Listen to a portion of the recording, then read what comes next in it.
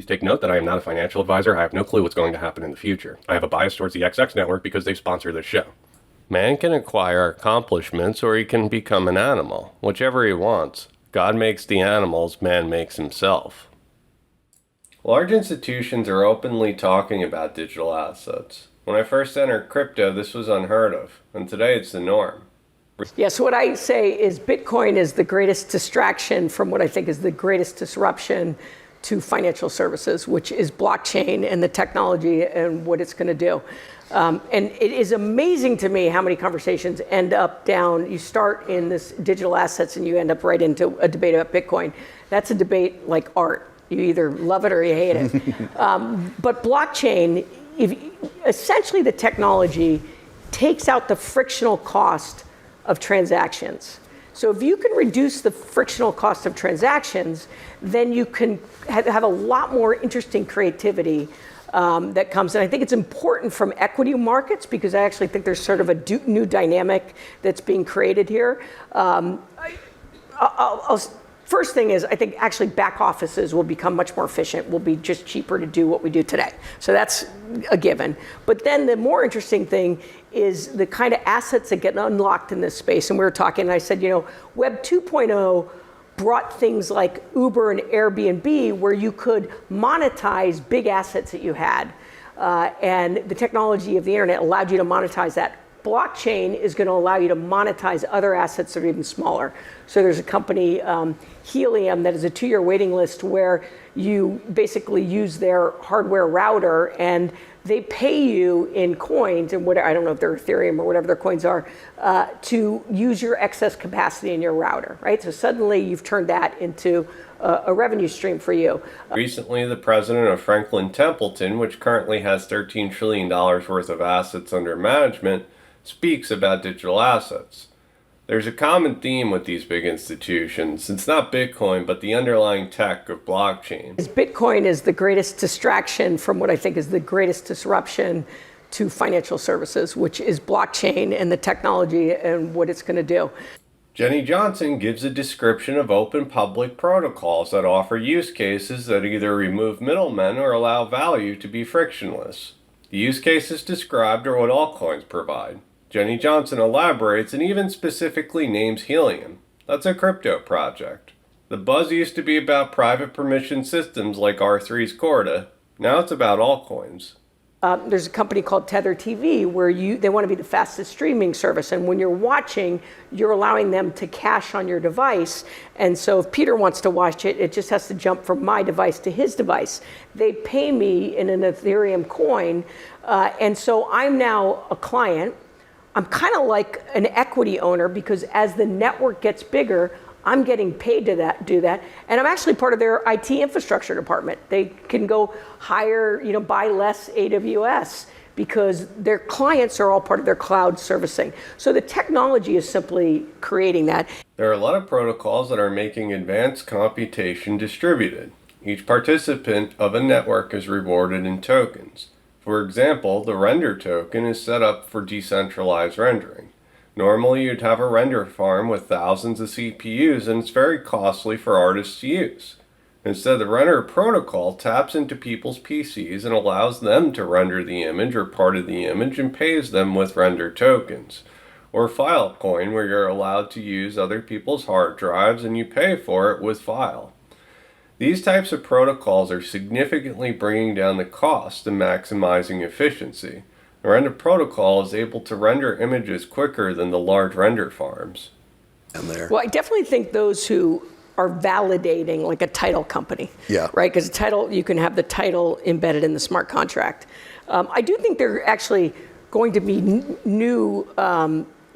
new derivative products that are created, where you'll be able to do lending like on a spot, like collateral lending that's interday. Today you fill out a bunch of paperwork, you have ISDAs and various things. Like that stuff's all going to be built into the smart contract.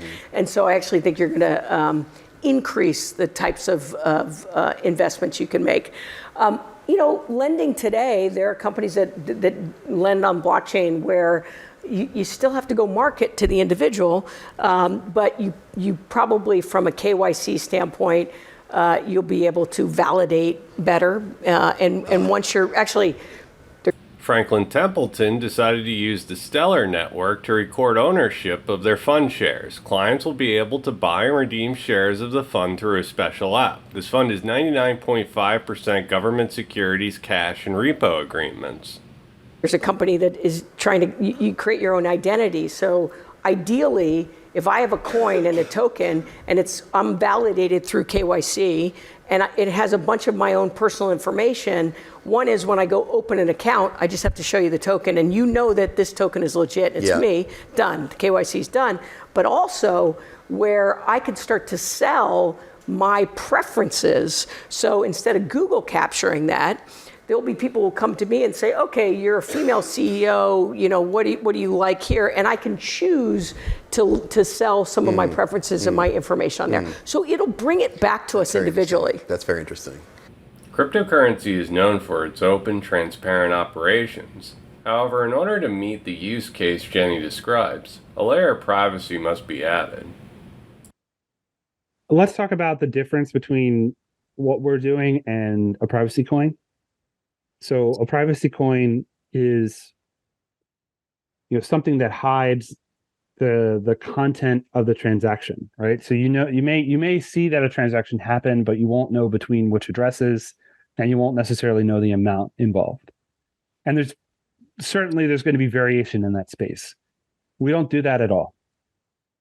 What we enable is a pseudo-anonymous wallet. So you have a wallet, the ledger is still public, but your interaction with that wallet is mitigated so that any one server that may be processing a transaction is not going to know who you are. And that enables you to have a lot of the audit capability. And if you really want more security, you can then switch to using a privacy coin. So it's complementary to a privacy coin technology. The XX network has a dApp called CMIX. It's on-chain that allows private transactions, but it's also complementary to other chains. It's a protocol to add a layer of privacy to any system that wants privacy. It's agnostic. Other coins or value can be used with CMIX. The use case that Jenny describes needs privacy. However, the chain itself might be open. The idea is for anyone to tap into this public utility if they pay a small amount of XX.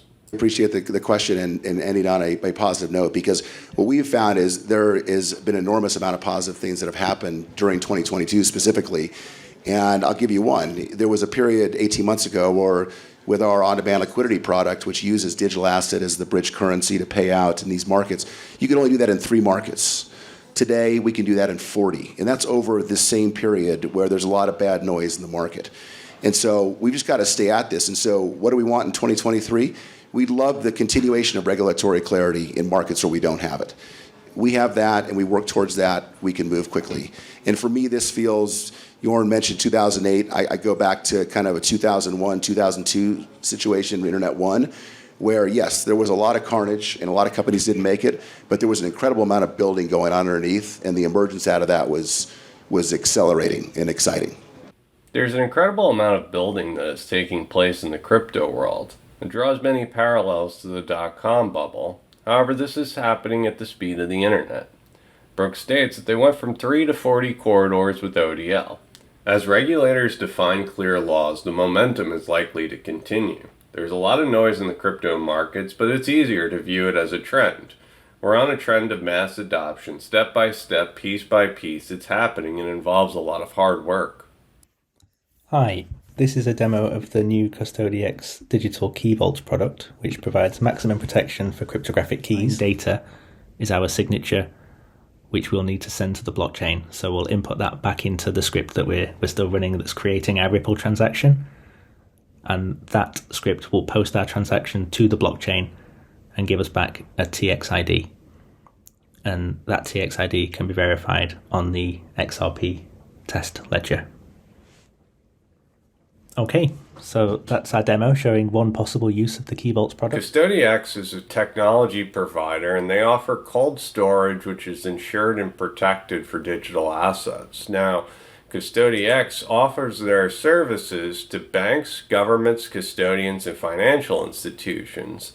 As you saw in the demo reel, they had integration with the XRP ledger. Now, they partnered with Dfinity for CustodiX and infrastructure provided by Circulus to create an expansive institutional digital asset execution ecosystem. When I went to Dfinity's page, it looks like Dfinity has over $1 trillion in US dollars that were completed with FX transactions. They have 63 different foreign currency exchanges. They completed 2 million completed FX transactions. Now, they have support for various different assets: Bitcoin, Ethereum, XRP, Cardano, as well as USDC. I mean, I think one of the important things, just to pick up on the regulatory piece and tie it there is kind of it's on us as an industry now, especially after the last 6 months, to be in any jurisdiction, and we, like everyone else's panel, operate in multiple countries around the world. But if we think for a minute that regulators are just going to understand what we're doing and take it at face value, versus kind of going in, building relationships, showing them how these technologies, these products actually impact the citizens at the furthest out level to this point. And so there is telling people about what we're doing and why we're doing it for a cost level that's competitive, if not much cheaper than it is now. Remember, remittance money was 7% money across border. That was crazy for what we can actually do from a technology standpoint. And you layer into small businesses and trade. Ripple has a dialogue with regulators across the globe. They explain how their system works and how they utilize crypto assets. 7% of remittances is the cost of fees. The World Bank estimated $630 billion in remittances. Now, 7% of that was just fees, so that estimates to $44 billion in fees. Because we deal on our network with both traditional financial services players, banks that may be a little bit digital asset kind of wary in the initial days, and innovative players on the financial services front that are out there in any given market. And so, you know, we have hundreds of partners, is the answer to your question, all of whom need to share that characteristic of believing in what we're trying to do and doing their part to deliver it. On January 17, 2023, Deloitte released this PDF, and in this PDF it talks about different types of fundraising, initial public offerings, and you can see here's a roadmap in preparation all the way to the IPO, where it gets where the paperwork gets submitted to the SEC. And as we scroll down here, you can see that it starts talking about ICOs. Now, the ICO type of way of doing things was a much fairer way of raising capital, in my opinion. Right today, we have VCs that get in dirt cheap on projects and then dump as the price goes up, right? So ICOs allowed retail to invest directly. Now, it looks like there's a path forward with ICOs, and Deloitte created this PDF. And in this PDF, it talks about transactional payments made in cryptocurrency can only be made in Bitcoin, Ethereum, Ripple XRP, Stellar, XLM. So this is a fundraising operation that Deloitte sees to have some type of path forward. And you can see issuers must receive SEC approval. You need to have a required prospectus. And institutional investors, high net worth investors, and other investors, right? So you'll have to have some type of license in order to invest in an ICO, but it looks like the way forward is with XRP, XLM, Bitcoin, or Ethereum. I find it kind of interesting that with the SEC lawsuit, you know, they're trying to label XRP as security, and at the same time, it looks like Deloitte, one of the big four, massive company, one of the biggest auditing firms in the world, is saying you're going to be able to pay for securities with XRP, right? So that kind of is odd. Now, there's been a long history between Deloitte and Ripple. You go back to like 2015, there's all types of PDFs that mention Deloitte's relationship with Ripple as well as Stellar. And, you know, they've gone all the way from real estate to other industries where they talk about use cases with the XRP ledger. Yeah, so I spend like virtually no time on the past. The one thing I know about the past is I can't change it. Yeah. I spend virtually no time kind of revisiting old decisions. The people I know who spend a lot of time revisiting old decisions like are less effective because they mire themselves in what ifs and counterfactuals. The past often haunts me, but it's a waste of my time. The only use of knowledge of the past is to equip us for the present. The present contains all that there is. It is holy ground, for it is the past, and it is the future. Thanks everyone, I hope you enjoyed the show. By taking a brief moment by liking, subscribing, and sharing, it helps a great deal with the YouTube algorithms. It takes a lot of time and effort to create these videos, which I love doing, but it's disappointing when videos are not seen. By liking and sharing, it increases my chances of viewership. If you want to support this channel, please consider joining my Patreon.